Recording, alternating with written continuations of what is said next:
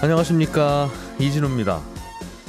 요즘 찬바람이 쌩쌩 부는 우리나라 자금 시장을 조금 더 춥게 만드는 소식이 나왔습니다. 흥국생명이 외국에서 빌린 신종자본증권의 만기는 없습니다만 중간에 상환을 한다는 약속을 했던 채권인데 중도 상환을 하지 않기로 결정했습니다. 이 뉴스가 국내 자금 시장에 어떤 파장을 줄지 좀 들어보겠습니다. 손쉬운 미니 재건축이라고 불리면서 인기를 끌던 가로주택 정비 사업에 요즘 빨간불이 들어오고 있다는군요. 당장 공사를 떠맡을 업체 선정부터 잘 안 되고 있다는데 부동산 경기가 나빠진 게 가장 큰 이유이겠습니다만 가로주택 정비 사업의 몇 가지 특수성 때문이라는 이야기도 함께 나오고 있습니다. 이 내용도 들어보겠습니다. 11월 3일 목요일 손에 잡히는 경제, 광고 잠깐 듣고 와서 미국 FOMC 소식부터 들어보겠습니다. 경제 뉴스를 정리해 보겠습니다. 김현호 소장, 박세훈 작가, 한국경제신문 이슬기 기자, 이렇게 세 분과 함께합니다. 어서 오십시오. 네, 안녕하세요. 일단은 새벽에 있었던 미국의 중앙은행 연준의 회의 내용 좀 들어봐야 될 것 같은데, 미국이 기준금리를 0.75%포인트를 예상대로 올렸는데, 그렇습니다. 그거는 이미 다 예상을 하고 있었던 거고, 그렇죠. 이제 앞으로 어떻게 할 거냐, 그렇습니다. 앞으로 어떻게 할 거냐에 대한 계획이 훨씬 관심사였는데 어떤 얘기가 좀 나왔습니까? 올해 기준금리 결정하는 회의가 다음 달에 한 번 남았거든요, 미국은. 그래서 일단 다음 달에 얼마나 올릴 것이냐, 그리고 기준금리를 어디까지 올릴 것이냐, 이 두 가지가 관심인데, 회의 끝나고 파월 의장이 힌트를 주긴 했습니다. 일단 다음 달에는 0.75%포인트를 이번에 올린 것만큼 올리지 않을 수도 있다는 뉘앙스로 얘기를 했거든요. 뭐라고 했냐면, 금리 인상 속도를 늦출 시기는 이르면 다음 회의가 될 수도 있다, 이런 발언을 했어요. 이걸 두고 시장에서는 그러면 다음번에는 0.5%포인트만 올릴 수도 있겠네? 그러면 기준금리 올리는 속도도 늦추고 올리는 폭도 좀 줄 수 있겠네? 이렇게 해석을 했습니다. 속도는 늦추겠다는 뉘앙스가 그럼 담겨 있는 거네요. 그렇습니다. 시장에서 기다리던 이야기. 그렇죠.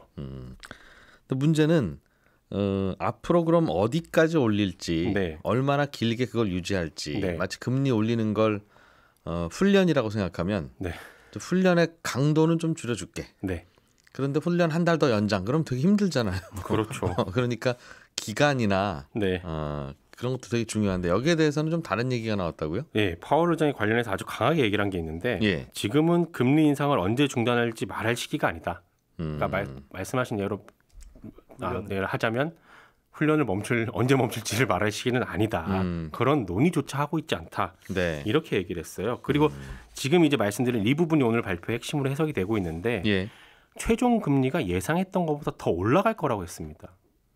언제까지는 올릴 거야 하는 거가 그게 생각보다 더 많이 올려야 될지도 모르겠는데. 그렇습니다. 지난 9월에 연준이 전망한 걸 보면 내년 말에는 기준금리가 4% 중반 정도까지 오르고 거기서 이제 멈추는 걸로 되어 있긴 하거든요. 근데 내년에도 물가가 안 잡히면 금리를 더 올릴 수도 있다, 이렇게 얘기를 한 겁니다. 그래서 시장에서는 5%까지도 갈 수 있다, 이런 전망들을 하고 있습니다. 이거는 금리 올리는 속도 좀 조금 좀 줄여보시죠 라고 하는 거에 대해서 그게 문제가 아니라 지금 한참 더 올려야 될 것 같은 건데 그런 답을 한 거라서. 그렇습니다. 시장은 또 한번 깜짝 놀랐고 예상외로 왜 저분 저렇게 세게 나오지? 라는 생각을 했겠는데요. 그렇습니다. 그래서 미국 증시가 많이 떨어졌어요. 다음 달에 인상폭을 좀 줄일 수도 있을 것 같다, 이런 뉘앙스로 얘기를 했을 때만 해도 이제 금리 인상을 좀 자제하려나 보다 해서 좀 올라가고 있었거든요. 그러다가 금리는 계속 올릴 거고 우리가 9월에 얘기했던 것보다 더 올릴 수도 있을 거다, 이 발언이 나오면서 주요 지수가 일제히 급락세로 돌아서서 나스닥 지수 같은 경우는 어제 3% 넘게 떨어졌습니다. 그렇군요. 어제 초저녁에는 좀 심지어 오르는 것 같더니. 오르고 있었죠. 어제 우리나라 10월 소비자 물가도 나왔죠. 그렇습니다. 작년 10월 대비 5.7% 오른 걸로 나왔는데요. 5.7? 지난 7월에 작년 7월 대비 6.3% 오른 걸로 나온 후에 8월하고 9월은 조금 내려가는 추세였거든요. 그러다가 10월에 다시 소폭 오른 겁니다. 전년 대비 상승률이 그렇다는 거죠? 그렇습니다. 최근에 물가가 오른 가장 큰 이유가 기름 가격 때문인데, 근데 10월달 물가 지수는 조금 달랐습니다. 기름값이 오른 게 주는 영향은 예전보다 좀 덜한데 외식 물가가 많이 올랐어요. 통계청이 조사하는 외식 품목이 한 40개 정도 되거든요. 전부 다 올랐습니다. 가장 많이 오른 게 짜장면인데 작년 10월 대비 13% 오른 걸로 나왔거든요.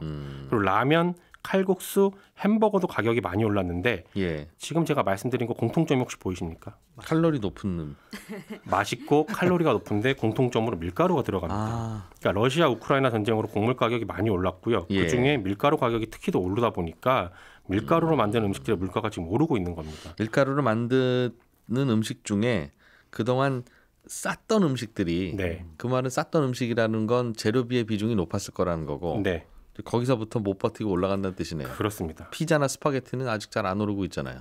밀가루를 만드는데도 불구하고. 그렇죠. 오른 폭은 조금 적긴 예, 하죠. 저렴했던 음식들이 빠르게 올라가고 있다. 그렇습니다. 예. 한국은행 같은 경우는 지금 내년 1분기 정도까지는 5% 물가가 이어질 걸로 보고 있는데 미국이 기준금리를 올리고 있고 물가도 계속 5%대가 나올 거라고 본다는 거는 이달 말에 이제 한국은행이 기준금리 결정하는 회의를 여는데 금리를 올리는 건 이제 기정사실화 되어 있는 거고 그러면 0.5%포인트를 올릴 가능성도 여전히 열려 있다. 이런 의미입니다. 한국은행은 이달 말에 0.25만 올릴 것 같다는 네. 의견과 말씀하신 대로 0.5를 올릴 수도 있다는 의견이 맞서고 있는 것 같은데 그렇습니다. 어제 소식으로 인해서 0.5 가능성이 매우 커지고 있다. 그렇습니다. 그리고 밀 얘기 나온 김에 어젯밤에 나온 외신 하나만 더 전해드리면 예. 제가 며칠 전에 러시아가 우크라이나의 곡물 수출을 또 막으려고 한다. 그래서 국제 곡물 가격이 오를 수도 있다. 이렇게 전해드렸는데 예. 러시아가 일단 한 발을 물러섰습니다. 일단은 우크라이나의 수출을 막진 않겠다고 한 건데 요 뉴스 나오고 어젯밤에 나오고 나서 밀 선물 가격이 6% 넘게 내리기도 했습니다. 그렇군요. 곡물 시장에는 약간 좀 다행인 소식도 들려왔으나 이게 한국은행이 고민이 많이 되겠어요. 네. 한국은행이 금리 올릴 줄 몰라서 우리도 0.75 올리려면 올릴 수는 있는데 네. 이제 그렇게 되면 우리나라 경제가 얼마나 버텨낼 수 있을 것이냐 이것 때문에 좀 천천히 올려야 되는 거 아닌가 하는 걱정이 많아지고 있는 것 같은데 네. 그렇다고 또 안 올릴 수도 없는 상황이 미국 되고 분위기 있어서. 따라가려면 좀 더 강하게 올라가야 될 것 같고. 네. 알겠습니다. 이슬기 기자님, 네. 흥국생명이 영구채를 조기 상환하지 않아서 채권 시장에 또 난리가 났다 이런 소식인데요. 네, 그렇습니다. 요즘 채권 얘기만 너무 하는 것 같아서 좀 그렇긴 한데 그 5년 전 얘기부터 좀 짚어봐야 될 것 같아요. 예. 이제 당시에 흥국생명이 외국에서 5억 달러어치 영구채를 발행을 해서 자금을 조달을 했습니다. 이걸 외화 신종자본증권이라고 부르는 거죠? 예, 신종자본증권 이걸 영구채라고 얘기를 하는데 원래 채권은 발행을 하면은 만기가 딱 있으니까 언젠가는 갚아야 할 빚이라고 해갖고 네. 장부에도 부채라고 적힙니다. 예. 그런데 영구채 같은 경우에는 이론상으로는 만기를 계속 연장할 수 있는 채권이다 보니까 돈을 빌려간 쪽이? 네. 오. 그래서 이때 조달한 자금은 회사들이 원한다면은 계속 들고 있을 수가 있다. 예. 그러니까 이거는 빚이 아니라 자본으로 장부에 적어도 되겠다라고 인정을 해줍니다. 이자만 내면 영원한 돌려막기가 가능한. 그렇습니다. 예. 그래서 다시 말해서 흥국생명이 영구채를 찍은 것은 자본을 조달해서 이제 재무 건전성을 높이기 위한 그 방법이었던 거죠. 돈을 많이 벌거나 아니면 주주들로부터 유상증자를 해서 돈을 받으면 속 편한데 그게 자본 조달하는 제일 간단한 방법이긴 한데 둘 다 어려우니까 네. 이런 거라도 발행해서 자본이라고 인정을 받는다 그 말이군 거죠? 네, 그렇습니다. 근데 영구채를 사는 투자자 입장에서는 회사가 언젠가는 빚을 꼭 갚아줘야 하거든요. 그러게 말입니다. 예, 회사가 빚을 영영 안 갚는다면 채권을 살 이유가 없잖아요. 그러게 만기가 없이 돈을 빌려가는 친구한테 어떻게 돈을 빌려주겠어요? 예, 그래서 영구채를 찍는 회사는 채권의 조건을 하나 답니다. 예. 그게 뭐냐면 5년 후부터는 지금 찍은 금리보다 훨씬 높은 금리를 주겠다라고 하는 거죠. 그 말은 즉슨 웬만하면은 우리가 5년 후에는 채권을 상환해 주겠다라는 겁니다. 그래서 영구채는 이론상 만기가 영구적이라고 하더라도 투자자나 회사나 5년 후면 갚아야 할 채권이라고 다들 생각을 해왔던 거죠. 만약 안 갚으면 계단식으로 금리가 확 뛰니까. 네, 그렇습니다. 그래서 어제 흥국생명이 영구채가 이제 5년이 되는 시점이었는데 네. 흥국생명이 조기 상환 안 하겠다, 이거 연장하겠다 해서 난리가 야. 난 상황인 겁니다. 이거는 웬만하면 그 계단식으로 금리가 뛰는 것도 뛰는 거고 거의 시장에서는 약속 같은 거라서 물론 법적으로는 안 갚아도 되는 거라고는 하지만 이거는 이런 일은 없었는데 이제라는 그런 반응이었을 텐데 네. 갑자기 금리가 계단식으로 뛰는 걸 감당하더라도 흥국생명은 그냥 계속 그거 쥐고 있겠다 안 갚겠다는 거잖아요. 네, 그렇습니다. 왜 그랬어요? 이게 5억 달러어치 연구체를 상환하려면 그만한 돈이 있어야 하는데 예. 사실 이걸 회사 돈으로 갚으면은 연구체를 찍은 의미가 없습니다. 회사에 돈 많은 거를 보여줘야 보험회사가 유지되니까. 네, 그렇습니다. 그 자본을 확충하려고 연구체를 찍은 건데 이 연구체를 갚으려고 회사 돈을 쓰는 순간 5억 달러어치 자본이 깎여나가는 게 되니까요. 예. 재무 건전성도 그만큼 나빠지는 거죠. 말씀하신 대로. 그런데 이제 안 그래도 흥국생명 같은 경우에는 금융당국이 지키라고 하는 그 지급 여력 비율이라고 해서 RBC라고 해서 재무 건전성 이 지표를 아주 간당간당하게 이게 맞추고 있는 상태여서 예. 이 카드는 쓸 수가 없습니다. 보험회사라고 간판 단 회사는 어느 정도 현금은 보유하고 있어야 된다. 네. 그것 때문에 있는 현금 빼서 그 5억 달러 갚을 수는 없다는 거죠. 그렇습니다. 그럼 이제 다른 돈으로 이걸 갚아야 하는데 그 방법이 보통은 또 다른 연구체를 발행을 하는 겁니다. 예. 근데 요즘에 채권 시장도 안 좋고 금리도 워낙 높다 보니까 금리를 이제 5년 전에 비해 이제 흥국생명이 원래 4%를 줬는데 예. 따블인 8%를 주겠다고 해도 아무도 안 사겠다고 하는 거죠. 2배. 예. 잠깐만요. 지금 옛날에 빌릴 때는 4%로 빌렸는데 만약에 이번에 그 상환을 안 하고 그냥 넘어가면 금리가 계단식으로 뛴다면서요? 네.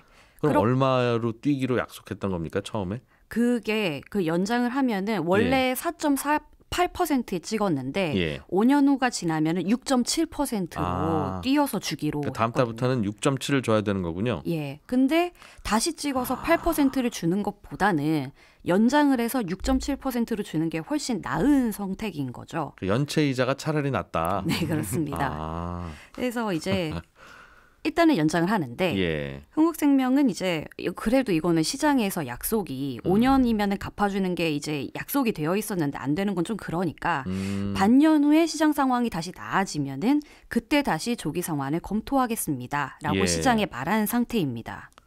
와. 자금 시장에서는 요즘 정말 별일이 다 일어난다. 그거 하겠어요. 네. 연구체 찍어놓고 이렇게 옵션 안 하는 경우도 있고. 예. 지자체가 보증한 것도 안 한다 그러고. 네. 도대체 왜 그러지 이거? 하는 그런 분위기겠군요. 예. 이렇게 신종 자본증권 연구체를 찍었고 5년 만에 한 번씩 상환하겠습니다. 라고 해놓고 안 하는 케이스들이 있어요. 가끔 이렇게. 이게 10년 전에 2009년에 우리은행이 후순위 연구체를 안 갚은 적이 있다고 하거든요. 근데 그때는 정말 큰일이 났던 게 금리가 하락하는 시기에 상환을 안 한 거여갖고 안 할 이유가 없는데 왜 안 했지? 라는 게 이슈가 됐던 거고 이번에는 정말 좀 흥국생명이 금리가 오르는 상태에서 안 하는 게 약간 좀 이유가 있는 그런 걸로 받아들여져서 금융당국도 그렇게까지는 예전 같지는 않다라고. 예전에 우리은행이 안 했던 거는 좀 문제가 심각한 건데 이번 거는 전후 사정 들어보니 이해는 간다. 예. 그러나 흥국생명처럼 이런 연구체, 신종 자본증권을 찍은 금융회사들은 많을 텐데 은행도 그렇고 보험사도 그렇고 자기 자본 비율을 맞춰야 되는 금융회사들은 다 이렇게 했잖아요. 네. 코코본드니 뭐니 다 이게 그런 거 아니겠습니까? 그런 것도 5년 후에는 꼭 주겠다고 계약서에 도장 찍은 게 아니라 5년 후에는 우리가 그 되사드릴 거야. 아이 그냥 믿고 합시다. 라고 한 거라서 이런 일이 벌어지면 지난번에 강원도에서 지급 보증 안 한 것 때문에 다른 뭐 경상도 충청도에서 발행한 거는 괜찮나 다들 놀랐듯이 이번에도 그런 문제는 안 생기겠어요? 다른 은행 보험사가 발행한 것들도 다들 불안해할 것 같은데요. 예, 말씀하신 그대로의 문제가 나타날 거다라고 시장이 얘기를 하고 있습니다. 왜냐하면 이제 그 채권 시장에서 사람들이 채권을 안 사는 게 요즘 사람들의 마음속에 무슨 일이 벌어질지 모르겠다라는 공포심이 생겨서 그런 건데요. 예. 이 뉴스도 그런 사람들의 공포심을 더 키울 수 있는 뉴스인 거죠. 흥국생명 말고도 다른 회사에서도 외국에서 연구체로 자금을 조달한 회사가 굉장히 많은데 외국 투자자들 입장에서는 얘들도 5년째 되는 해에 조기상환 안 하면 어떡해? 라고 생각할 수가 있다는 거죠. 그렇겠어요. 근데 더 큰 문제가 있는데 이게 돌고 돌아서 한국 채권 시장에도 안 좋은 영향을 미칠 수 있다는 겁니다. 왜냐하면 요즘 한정 같은 공기업들이 빚을 갚는다고 채권을 하도 찍어내다 보니까 투자자들이 그거 사느라고 대기업 채권을 잘 안 사주고 그러다 보니까 대기업 채권 금리가 더 뛰고 이런 게 문제였거든요. 그래서 금융당국이 뭐라 그랬냐면 한정 같은 공공기관들은 앞으로 해외에서 채권을 좀 찍어서 자본을 조달하십시오라고 얘기를 했습니다. 왜냐하면 그래야지 대기업 채권이 좀 팔리지 않겠습니까? 라는 거죠. 근데 이제 흥국생명이 조기 상환을 지금 안 하면서 외국 시장의 한국 채권에 대한 신뢰도가 떨어진 상태거든요. 네. 그럼 한전 같은 공기업도 아무리 외국에서 채권을 찍어봐야 안 팔릴 수가 있다는 겁니다. 그럼 다시 국내에서 조달해야 되고. 예. 그러면 또 다시 한전채 같은 공기업 채권들에만 이제 자금이 쏠리면서 기업들의 자금 경색이 또 이어질 수도 있는 그런 문제가 생기는 겁니다. 그렇군요. 이번에 흥국생명이 만기에서 상환을 하면 그 돈 받아서 난 8%를 굴려야지 라고 생각했던 곳들이 많을 텐데 네. 외국에서는 지금 흥국생명 같은 곳에 돈 빌려다 다니면 8%에도 못 빌린다고 하니 그런데 안 갚는다고 해서 6.7을 계속 받아야 되는 이 상황은 정말 짜증스럽겠어요. 외국인 투자자 입장에서는. 네. 그러니 한국 기업들은 왜 저러지? 라고 하는 그런 이미지가 생길 수 있다. 네. 안 좋은 소식이네요, 이것도. 예. 김현우 소장님, 네. 최근에 가로주택 정비 사업이라고 하는 것들이 다 계속 번번이 제동이 걸리고 있다. 네. 이건 또 왜 벌어지는 일입니까? 일단 가로주택 정비 사업 이게 뭐냐? 가로 할 때 가로는 가로수 할 때 도로를 의미하고 여기 폭이 6m 이상의 도로. 요걸로 둘러싸인 지역을 블록으로 묶고 그 도로를 유지하면서 블록 내에 있는 집들을 허물고 새로 짓는 소규모 재건축이라고 보시면 되는데요. 네. 낡은 집하고 막 빌라들이 섞여 있으면 거기는 규모가 큰 재건축이 어렵잖아요. 그래서 조금씩 이렇게 구역을 잘라가지고 진행을 하는 재건축이라고 보시면 됩니다. 요 구역의 규모는 한 10,000제곱미터 정도. 그러니까 100m 곱하기 100m 이 정도면은 그 크기가 짐작이 되시죠? 대략 3,000평. 네. 예. 그 안에 이제 20채 이상의 집들이 있어야 되고 그 구역 중간에 폭이 4m가 넘는 도로가 관통하지 않으면 그 블록을 하나로 묶을 수가 있습니다. 4m 넘는 도로가 있으면 이 도로도 살려야 된다고 생각하기 때문에. 그렇습니다. 근데 4m 정도면은 그냥 일반적인 승용차가 교행을 겨우 할 수 있는 정도의 폭의 도로죠. 그러니까 규모가 작다 보니까 일반 재건축에 비해서 주민 동의를 구하는 것도 상대적으로 쉽고 그리고 일반 재건축처럼 정비 사업할 때 필요한 뭐 정비 사업 계획 이런 것들 안 세워도 돼서 바로 조합 설립부터 하면 되거든요. 그래서 사업 시작부터 완료까지 평균 3, 4년 정도가 걸려서 아주 빠르게 할 수 있다. 이게 장점이고 또 시행은 뭐 조합이 알아서 하거나 아니면 공공이나 민간과 뭐 공동으로 할 수 있다. 이런 장점들이 있는 사업입니다. 그러면 좀 더 소규모로 그러니까 주민들 몇 명만 오케이 하면 되는 사업이라는 뜻이니까 이러면 좀 여러 명이 동의해야 되는 대규모보다는 쉽게 진행되겠구나. 그렇죠. 라고 해서 도입한 제도일 텐데 네. 무슨 문제가 불거지고 있습니까? 이게 최근에 안 되는 건 이유 두 가지입니다. 하나는 공사비고 하나는 PF 시장의 경색인데 첫 번째로 공사비는 이 가로주택 정비 사업 규모가 작다 보니까 일반 분양을 할 수 있는 물량이 제한돼요. 그러니까 기존에 살던 입주민들 외에 다른 사람이 살 수 있는 집을 추가적으로 만드는 게 물량이 제한되다 보니까 비용을 아껴야 수익성이 좀 맞습니다. 그러면 당연히 공사비를 덜 쓰려고 할 수밖에 없는데 예전보다 원자재 값이 많이 올라서 기존에 3.3제곱미터당 한 5,600만 원 하던 공사비가 최근에는 7,800만 원까지 올라왔거든요. 그리고 서초구 같은 경우에 한 가로주택 정비 사업비를 보니까 공사비를 보니까 3.3제곱미터당 1,000만 원이 훌쩍 넘어갔습니다. 굉장히 큰 부담이 되죠. 이게 일반 재건축이나 재개발 같은 경우에는 규모가 크다 보니까 시공사가 공사비에서 마진율을 좀 낮추더라도 어느 정도 수익성이 좀 떨어집니다. 그런데 가로주택 정비 사업은 그 규모가 작다 보니까 그걸 낮추면은 뭐 남는 게 없을 정도 이렇게 얘기를 하는데 규모의 경제가 안 나오다 보니까 그렇습니다. 집 짓는 분들도 어렵고 집 지어달라는 분들도 어렵고 그러다 보니까 이제 공개 입찰에서 시공사를 선정할 때 계속 유찰이 되고 결국은 수의 계약으로 진행하면서 공사비는 더 올라가는 악순환이 생기는 거죠. 두 번째 이유인 이 PF 시장의 경색은 레고랜드 여파가 여기까지 미치는 건데요. 부동산 PF 시장 점점 더 어려워지다 보니까 시공사들도 자금 조달도 힘든데 굳이 남는 것도 없는 이 공사에 뛰어들어야 되냐 하면서 꺼리고 있는 분위기입니다. 게다가 이제 지금 운이 좋아서 진행이 되고 있는 사업장 같은 경우에라도 금리가 많이 오르다 보니까 이제 조합원들이 이사를 갈 때 이주비 대출을 받아야 되는데 이것도 거의 2배가 올라서 부담이고요. 또 미분양 우려도 점점 커지고 있는데 괜히 했다가 분양 안 되면 어떡하냐 이런 우려들 때문에 추진을 하려는 조합의 입장에서도 그리고 뭐 시공사 입장에서도 서로 주춤하게 만드는 상황이 벌어지고 있는 겁니다. 장기적으로 우리나라 부동산 시장이 계속 불패였던 이유가 대도시 같은 경우는 바로 이것 때문인데 집값이 너무 올라서 사람들이 집을 안 사려고 하고 이렇게 부동산 경기가 식으면 꼭 이런 일이 벌어지고 새로 집 짓기가 어려워지고 그러던데 기존 집은 빠르게 낡아가고 부서지고 하다 보니 한 몇 년만 기다리면 다시 집이 모자라네 이런 상황이 벌어지니까 또 올라가고 다시 집값 오르고 이런 일이 벌어져서 생기는 문제인데 벌써 한 부동산 경기 꺼진 지가 1년도 채 안 되는 것 같은데도 벌써부터 이렇게 이런 일이 벌어졌어요. 새로운 주택이 공급되는 프로젝트가 자꾸 삐걱거린다는 소식이 들려오네요. 네, 이미 추진을 하고 있는 것부터 삐걱대다 보니까 예. 이게 좀 심각한 문제라고 볼 수 있죠. 이거 추진하는 곳들이 꽤 많았습니까? 세보니까 서울만 하더라도 지금 사업이 진행 중인 곳이 150곳 정도가 돼요. 그중에서 앞으로 시공사 선정의 과제가 남아있는 그 조합 설립 인가까지 마친 곳들 네. 여기가 95곳 그러니까 95개 사업장이 되는데 이렇게 개별적으로 추진하고 있는 곳들 외에도 예. 서울시가 지금 이 모아타운이라는 걸 추진하고 있습니다. 이제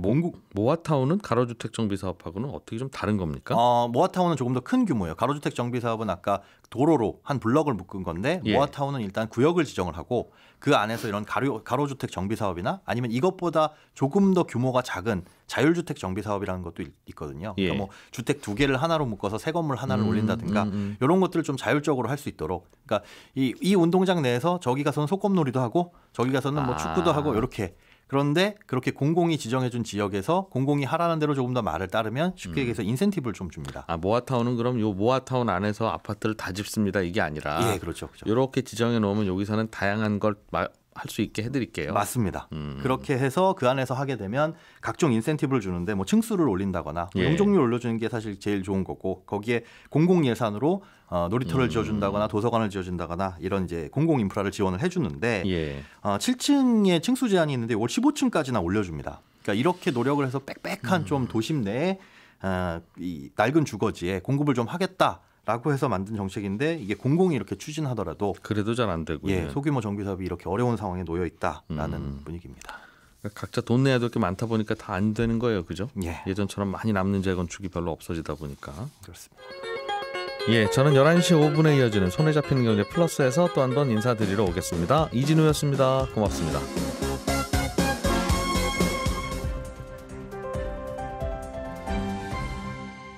경제를 생각하는 사람들의 즐거운 습관. 이진우의 손에 잡히는 경제.